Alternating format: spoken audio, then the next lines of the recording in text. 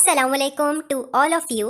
और आज तो मुझे पूरा पूरा यकीन है कि जिस तरह कल रात से हमारे पाँव ज़मीन पर नहीं लग रहे, इस तरह आपके पाँव भी ज़मीन पर नहीं लग रहे होंगे, क्योंकि पाकिस्तान ने पहली बार किसी वर्ल्ड कप टूर्नामेंट में इंडिया को 1 विकेट से नहीं, 2 विकेट से भी नहीं, पूरी 10 विकेटों से शिकस्त दी है।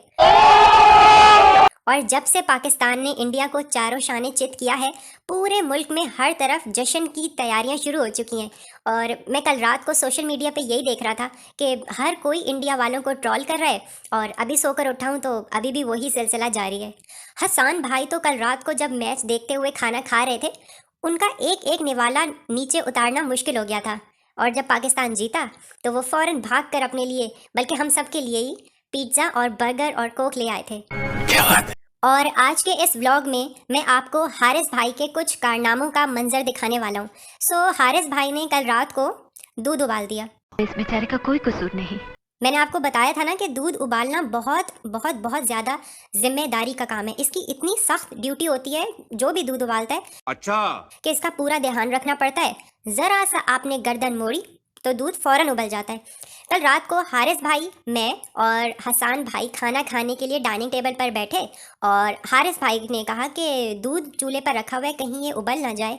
मैंने कहा नहीं नहीं, आप आ जाएं, इसको आप छोड़ दें, क्योंकि मामा और पापा के जाने के बाद हम लोग दूध अब थोड़ा कम ले रहे हैं।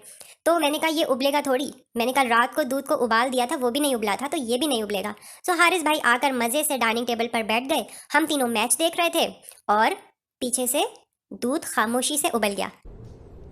जैसे ही हमें कुछ जलने की बदबू आई तो हारिस भाई ने किचन में जाकर देखा और कहा कि मुलैली, तुम तो कह रहे थे कि दूध नहीं उबलेगा, ये तो सारा दूध उबला हुआ है, देखो नीचे तक आया हुआ है। मैंने जाकर देखा तो वाकई सारा पतीला खाली हो चुका था और दूध उबला हुआ था। मैंने कहा आपको मैंने कहा था कि इसका फ्लेम थोड़ा मीडियम रखना है और इसको ढकना तो बिल्कुल नहीं था। आपने एक तो फ्लेम पूरा हाई पे रखा हुआ है, ऊपर से आपने इसके ऊपर ढक्कन भी रख दिया, तो फिर जाहिर है ये तो उबलना ही था। कहने लगे कि तो ये सारी बातें तुमने पहले नहीं, मैंने कहा मैंने बताई थी आपको पहले, आपको याद नहीं, आप क्रिकेट देखने में इतने मगन थे, पाकिस्तान की बैटिंग देखने में आप इतने मसरूफ थे कि आपने शायद ये वाली बात मेरी मिस कर दी होगी। इतने में हसन भाई ने पीछे से शोर मचा दिया कि अरे अरे अरे, एक और आउट हो गया इंडिया का। मैंने कहा अच्छा आकर देखता हूँ, पहले इस चूल्हे को तो साफ़ करूँगी जो हारिस भाई ने सारा दूध उबाल दिया है। ये हारिस भाई का आज का पहला कारनामा था कि इन्होंने सारा दूध उबाल दिया, और उसके बाद मुझे चूल्हा साफ़ करना पड़ा था, और चूल्हा साफ़ करते करते मुझे मामा की याद आ रही थी। समझ रहे हो? अब हो चुका है दोपहर का टाइम। सुबह को मैंने आपके साथ अभी शेयर किया था ना कि काफ़ी सारे बादल हो गए थे आज। हाँ, सुबह को काफ़ी बारिश हुई है और उसके बाद मौसम भी काफ़ी ठंडा हो गया था, लेकिन अब दोपहर का टाइम है, अब थोड़ी बहुत धूप निकल आई थी। मैंने सोचा कि जाकर परिंदों के लिए बाजरा ले आऊँ, क्योंकि छत पे हम परिंदों के लिए जो बाजरा रखते हैं वो ख़त्म हो गया था। तो मुझे अंदर से हो रहा था कि यार अब ये क्या खाएंगे परिंदे हमारे घर की छत पे, तो मैं लेने चला गया था बाजरा। यहाँ पर मुख्तलिफ़ तरह के परिंदे थे, कबूतर, चिड़िया, मुर्गे। चिड़िया से मुझे याद आया कि चिड़िया का गोश्त हलाल होता है, लेकिन मैंने आज तक चिड़िया का गोश्त बिल्कुल नहीं खाया। मामा और पापा ये बताते हैं कि उन्होंने कुछ दफ़ा अपने बचपन में चिड़िया का गोश्त खाया हुआ है। और मुझे याद है कि मैं एक दफ़ा 7-8 साल का था, तो मैंने पापा से ज़िद की कि पापा, शाम को सहन में इतनी चिड़िया उड़ रही होती हैं, आप मुझे किसी दिन एक चिड़िया ज़िबा करके उसका गोश्त खिला दें।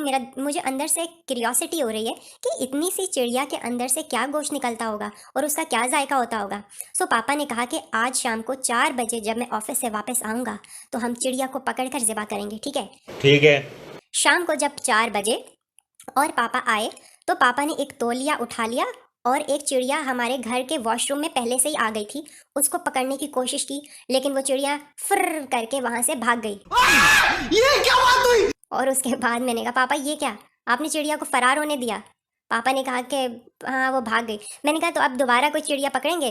पापा ने कहा कि चलो अब बाकी कल ट्राई कर लेंगे। लेकिन उस दिन के बाद से दोबारा इत्तेफाक ही नहीं हुआ पापा का चिड़िया पकड़ने का। आज भी मेरा चिड़िया खाने का जो एक शौक था वो पूरा नहीं हुआ है। अब हो चुका था शाम का टाइम। शाम को ट्यूशन वाले बच्चे आ चुके थे और खूब जंपिंग कर रहे थे उछल उछल के। इस सज्जन को क्या तकलीफ है भाई? मैंने कहा बेटा, मेरे मामा पापा कल वापस आने वाले, तुम लोगों ने जितना उछलना कूदना है आज ही कर लो। और शाम को हारिस भाई को पता नहीं क्या सूझी, उन्होंने हसन भाई को कॉल की कि हसन, फिल्म देखने जा रहा हूँ मैं सिनेस्टार सिनेमा में, तुमने चलना है?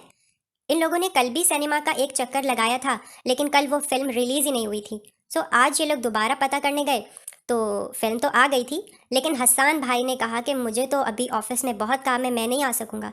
सो हारिस भाई अपने कमरे की खिड़की को खुला छोड़कर और कमरे का पंखा भी खुला छोड़कर फिल्म देखने के लिए गाड़ी लेकर अकेले रवाना हो गए। थोड़ी देर बाद मुझे हसान भाई का मैसेज आया कि मैं अभी ऑफिस से निकला हूँ।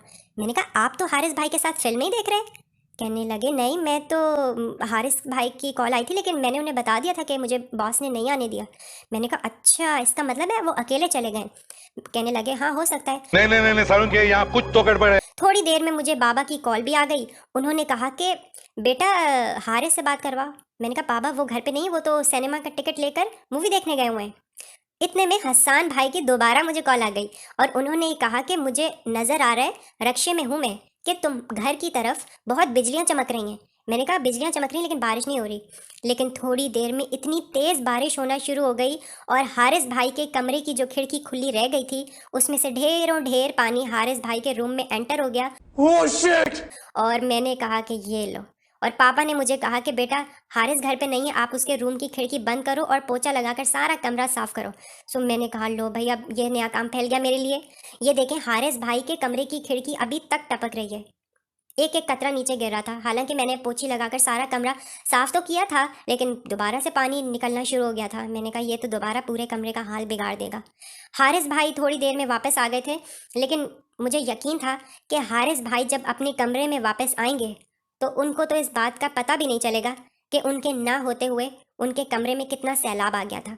ये देखें, अब मैंने हारिस भाई के कमरे को दोबारा से नॉर्मल करने की कोशिश तो की है। सफाई करने के बाद मैंने अपने लिए ये पैटीज़ और एक चीज़ पैटीज़, ये 2 तरह के पैटीज़ थे, ये ऑर्डर कर लिए थे क्योंकि आज रात को मामा जो सालन बनाकर गई थी वो बिल्कुल ख़त्म हो गया था। तो मैंने सोचा कि ये ऑर्डर कर लूँ। हसान भाई और हारिस भाई ने दही बल्ले मंगवा कर खाए थे। मुझे तो दही बल्ले इतने अच्छे नहीं लगते, कभी खा लेता हूँ, लेकिन आज मेरा ये दिल चाह रहा था कि कोई नमकीन चीज़ होनी चाहिए और काफ़ी दिन हो गए थे पैटीज़ खाया ही नहीं था। मुझे याद है मैं अपने हॉस्टल के ज़मानों में बहुत ज़्यादा पैटीज़ खाया करता था, लेकिन हॉस्टल से आने के बाद दोबारा यहाँ पर तो कभी पैटीज़ नहीं खाए। और मामा कह रही थी कि बेटा निकाह भी हो गया था, रुखसती भी हो गई है, अब दुल्हा दुल्हन कल या फिर परसों लाहौर के लिए उनकी फ़्लाइट है, वो लोग आज आ जाएंगे और मामा पापा भी कल वापस आ रहे हैं। तो मैं बहुत ज़्यादा एक्साइटेड हूँ कि मामा फाइनली वापस आ रही हैं। ये है नेक्स्ट डे का क्लिप, यानी कि आज सुबह का। अब यहाँ पर हो कुछ यूँ रहा है कि मैंने अपना जो नया ट्राइपॉड ख़रीदा था, मैंने उसको अपनी साइकिल के साथ बांध कर वीडियो बनाने की कोशिश की कि अगर बन जाए तो अच्छी बात है, लेकिन वीडियो बिल्कुल नहीं बन रही थी और मेरा ट्राइपॉड तो बहुत ज़्यादा फिसल रहा था। Get some help.